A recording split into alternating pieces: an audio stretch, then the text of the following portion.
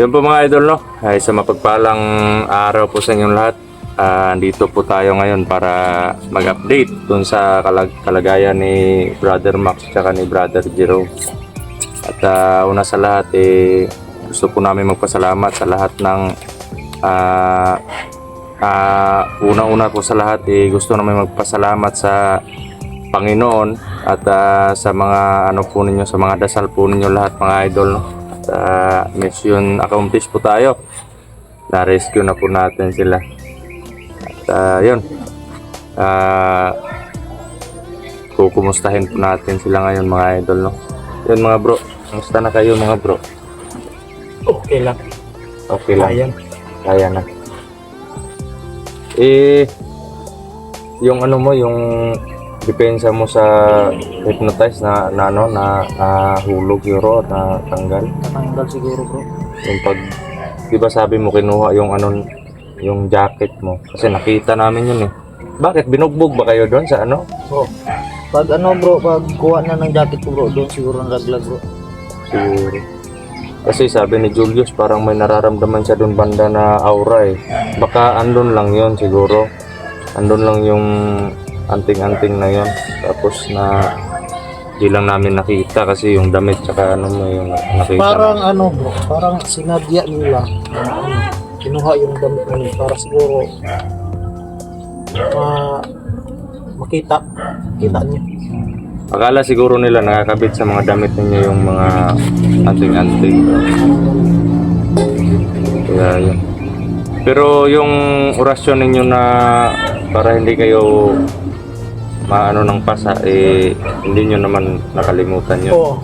Nag-ano naman kayo, nag-orasyon naman kayo palagi. Buti na lang ganun. Pero doon kayo napuruhan sa orasyon nila.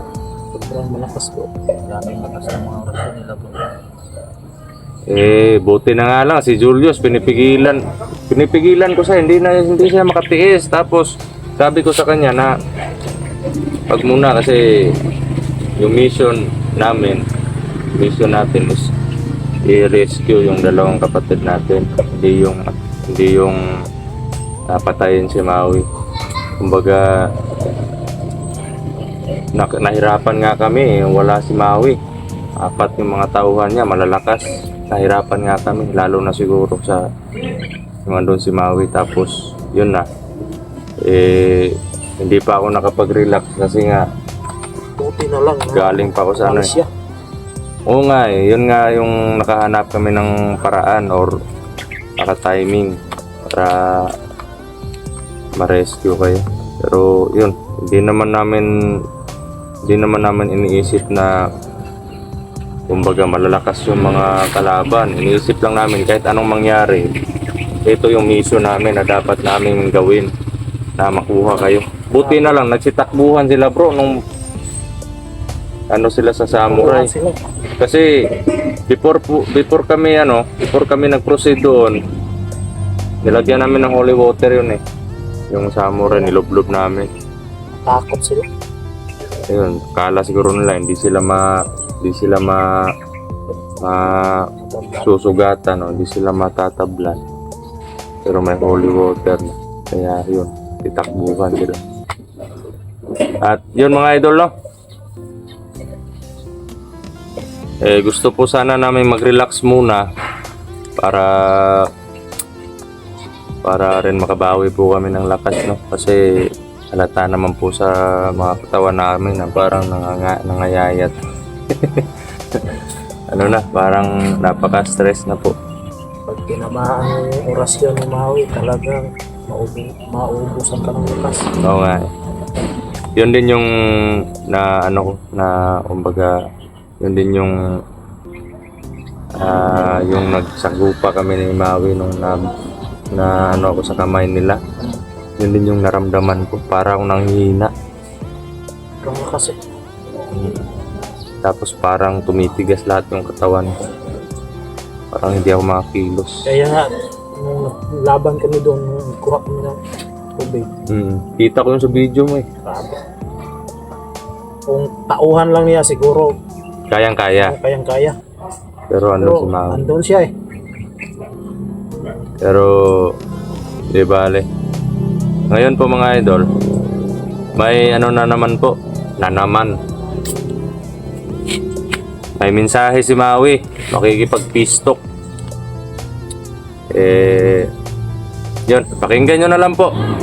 Itong video na sinave po namin.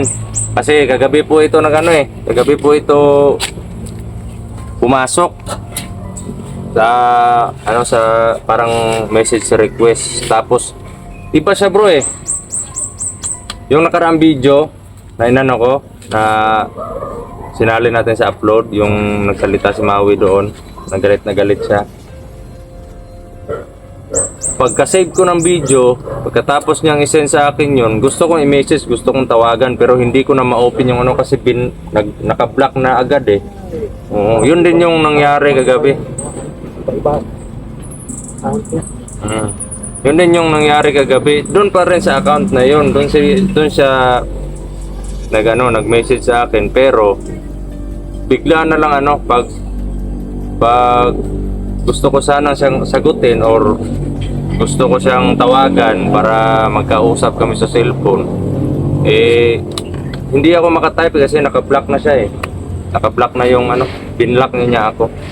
Kumbaga ayaw niya ng sagot doon sa cellphone, sa personal. Kaya yun mga idol eto, pakinggan nyo po yung mensahe ni Maui. So yun. Alam siguro mo kinsa ko. Gusto na ko nga mapabot kang Commander Lawi nga na ako'y importante nga gusto istorya siya. Kina ako mga tauhan dre. Grabe, dagko kasi lang mga samad no. Og na ako sa kampo sa uyuan karon. Og na akong uyuan dre nga naga-relax, nagapaayo sa iyahang mga damage sa iyahang lawas sa gihimo ni Commander Lawi nga pagtabas yang liog. May lugar na ako sa akong uyo Andre. Ang mga tao ba na dito na panagtag dito kaya dili ko gusto nga mahitabo og usab ang nahitabo sa pakig-away ni Commander Lawi og ni Toro.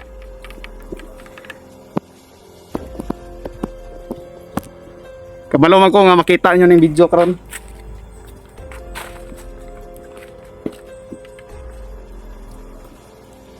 Kung bago na ako na-isulti sa imuha ako mga gusto ipabot sa mga Commander Lawi.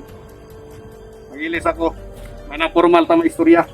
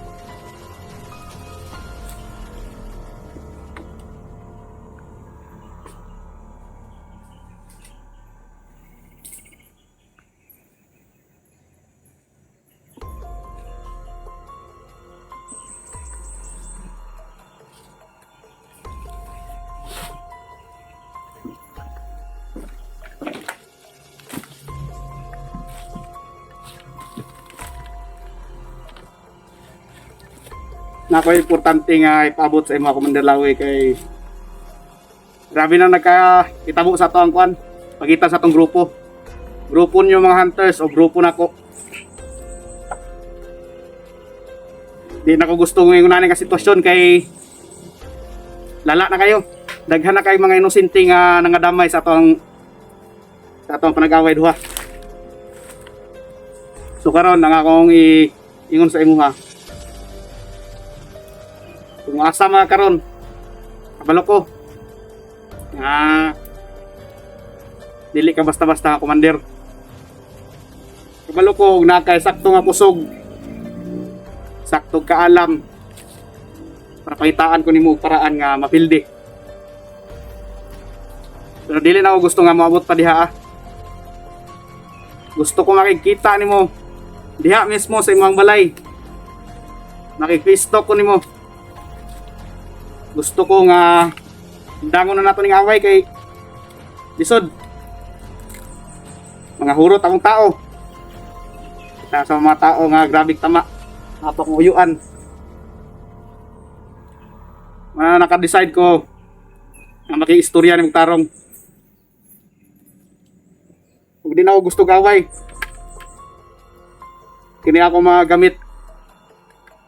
I-surrender na ako ni. Kaya undangon na nato ning awan nato Commander Lawi.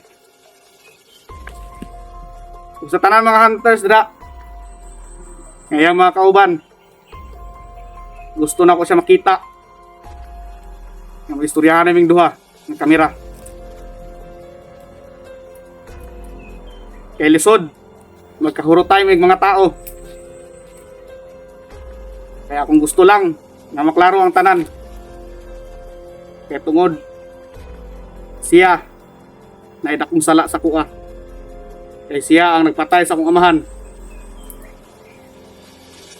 Pero sa tinuod, wa ko kabalo kung unsay hinungdan. Pero bisag kinsa naman siguro, kung mapatyan og amahan, sakit sa inyong buot. Manang gusto na ipaabot sa imo, Commander Lawi, na mag-face talk ta dra sa mismo area nimo. Kaya kabalo ko, lalaki ka nga kaistorya. Wala sa ingon nga istorya ko nimo nga nahadlok ko. Enotop nga nimo ang akong kusog. Dili ingon na Commander Lawi. Kaya ikaw mismo nakabalo ka kung unsa ako ang kusog. Siguro dili ko magkamali na kay mga orasyon or agimat ba nga tinaguan na wala ko kabalo. Pero bisag unsa ka kusog sa imuhang orasyon, sa imong agimat, wala ko gibatig kahadlok.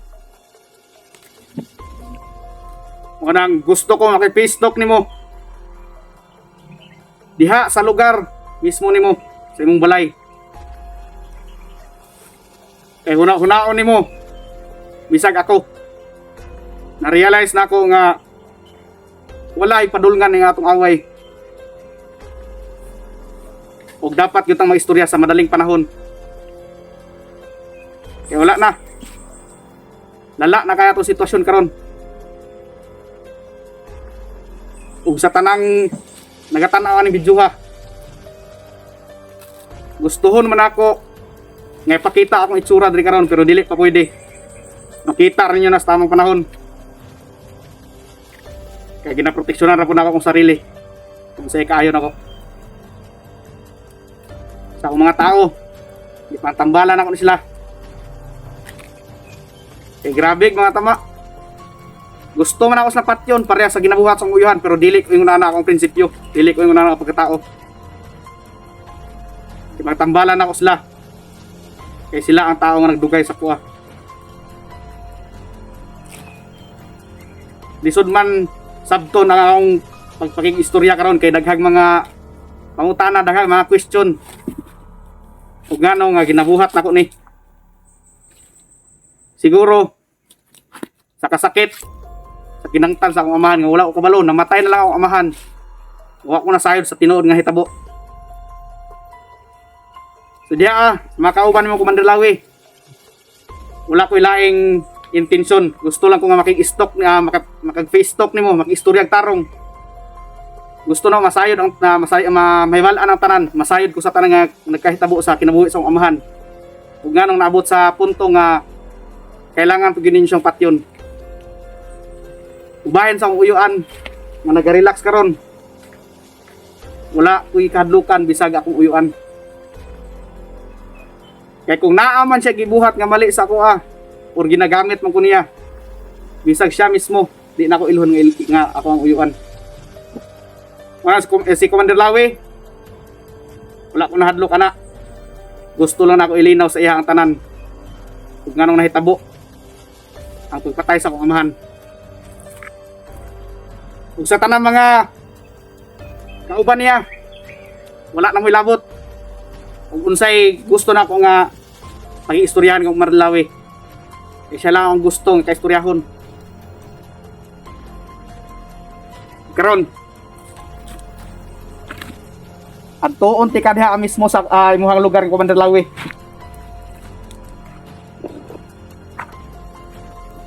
Kaya gusto ko nga mag-istorya ta, lalaki sa lalaki. Kaya kung uyuan,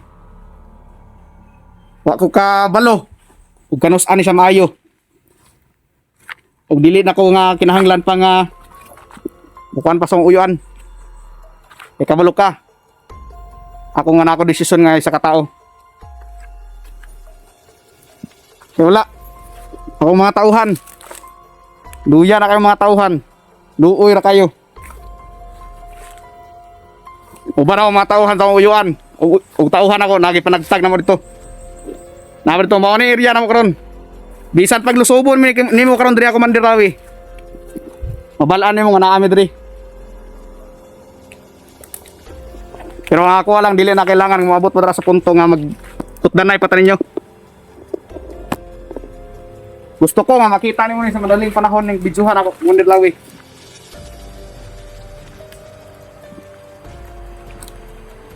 Dili ko gusto nga maabot sa point nga magpatay ta kay kabalo ko isara ang padulngan. Pwedeng ikaw ako mapatay, pwede ako. Muna kung pwede na itong istoryahan nga magbago na ang dagat sa atong tima. Di kaya na itong away. Hindi na ako gusto. Kung away kapoy na kayo. So gusto na ko may pabot ni mo Commander Lawi sa mga kaubanan. Punta. Inyuha po kong siputon. Kabalo ko nga lalaki ka Commander Lawi. Mag-istorya taron ako. Mora na ako gusto kay pabot sa mga Commander Lawi. At tuon ti ka sa area nimo. Kung makik-face talk nimo. Dito sa imong area, sa imong balay.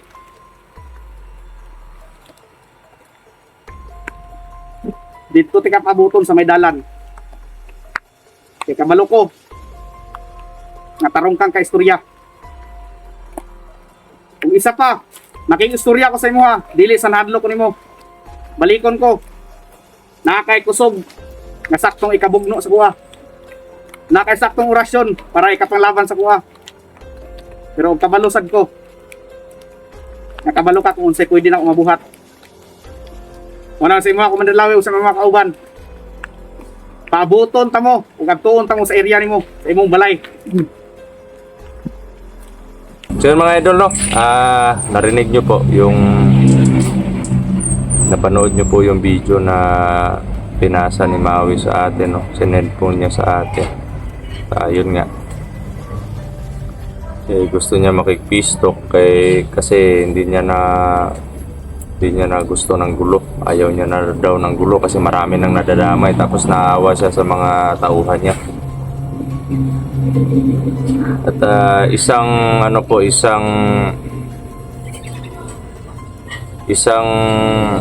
patunay po sa akin lang sa natingnan ko na napanood ko sa video niya. Isang patunay po ng peace talk is yung huhubarin mo po yung yung sandata mo. At parang nakuha niya yung tiwala ko doon sa video na yun. Gusto niya doon kami bukas yun bro bukas magano kami mag-uusap tapos kasama ko sila Axtom, sila Brother Jerome at siguro si Julius kasi si Julius busy din si Julius ngayon kaya hindi nakapunta. Tapos yun na. Pero ito pong video na to ipapasa ko na lang po sa kanila sa kanya-kanyang cellphone nila ni Maxtom tsaka ni Brother Julius para yung mga silent viewers po nila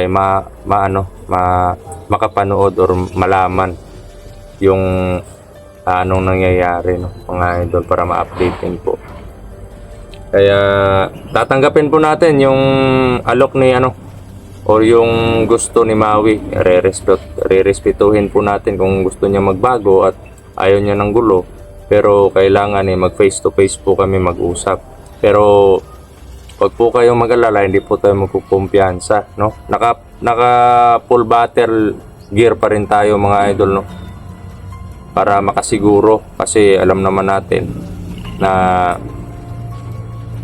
kabilang po sa isang hunters yung kailangan na may utak talaga sa lahat ng panahon. Kasi kung magpapadala ka sa puso mo or maawa ka, baka yun pa yung dahilan na baka malagay sa peligro yung buhay natin, no? So yun, at kung totoo man yun ang sinasabi niya, nagpapasalamat naman ako sa desisyon niyang ganun, kasi pareho lang tayo lahat, ayaw ng gulo, gusto mamuhay ng tahimik. At yun na. At yung ano naman, yung mga kapatid natin na hunters, panay message kami sa kanila, baka ano nang nangyari sa kanila doon kay Marlon, brother Marlon, kay Eugene Adventure, tsaka kay Master G, no? Yun nga, nag-message sa akin si Master G na yung time na papunta kami sa pag-rescue sa kanila, na corner daw sila. Yun yung ano nila, yun yung mensahe. Gusto sana naming lumakad papunta doon sa kanila, kaso hindi namin malaman kung saan yung location nila at hindi pa sila nakapag-reply, gawa nga na siguro na sa sila sa critical na sitwasyon, no? At antayin lang po natin yung mensahe nila or yung reply, at uunahin po muna natin yung makipag-peace talk kay Maui, no? At nakita naman po natin sa video niya na nagpapahinga si Turo. Parang bro, parang familiar sa akin yung yung lugar na kumbaga andun sila ngayon.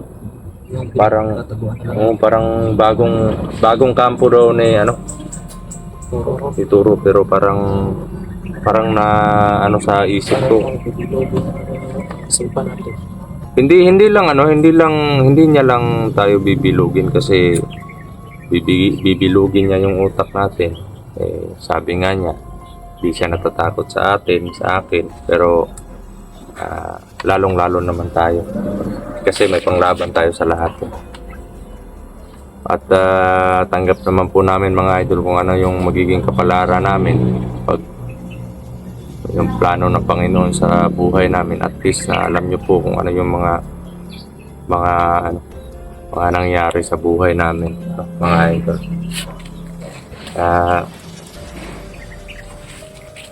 Yun, mga idol, no? Bro, magpaalam na tayo, bro. Bukas po mag-ano tayo, explore po tayo. Hindi po basta explore yan, kundi pakipag-peace talk, no? At makikita naman natin pag sa aura nila. Kasi kung may balak na masama, masamang aura yung mararamdaman namin, mga idol. Pero kung ano yung aura, kumbaga kalmado lang yung aura nila, pero hindi tayo didikit, bro. Distansya lang tayo. Yun yung diskarte natin. Kasi alam naman natin na sa simpleng paglalakad natin, pwede tayong matisod, matumba. Yan pa kaya na may mga kamayan. Hindi tayo pwede magkumpiyansa basta-basta. Alam naman natin na gusto niya ng malinaw na kasagutan doon sa mga katanungan na umiikot palagi sa utak niya. At respetuhin natin yun. Gusto niya lang siguro na maliwanagan, malaman yung anong totoo.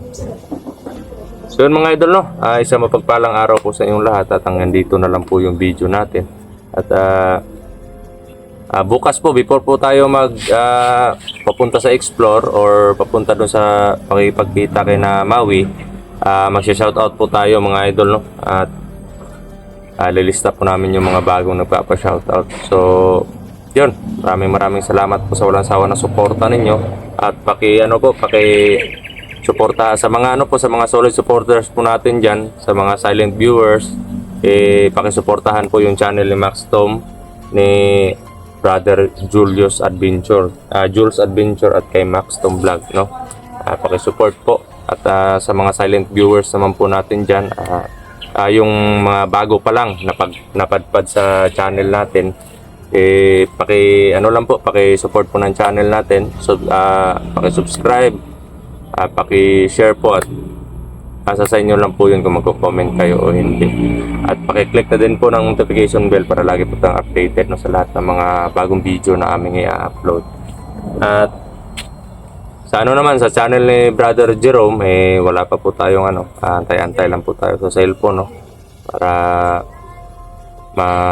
may footage na po siya sa sa exploration, no, para balang araw makakasahod sa YouTube, malaking tulong rin po yun para sa pamilya niya at sa mga pangangailangan niya. At alam naman po natin, dalawa yung anak niya at maliliit pa, kaya suportahan din po natin pagdating ng panahon na magkaroon na ng cellphone, no. So yun lang po, mega love shoutout po sa inyong lahat. At ito po si Brother Dudong nagsasabi na mahal na mahal po namin kayo lahat. Salute po kami lahat, mga idol.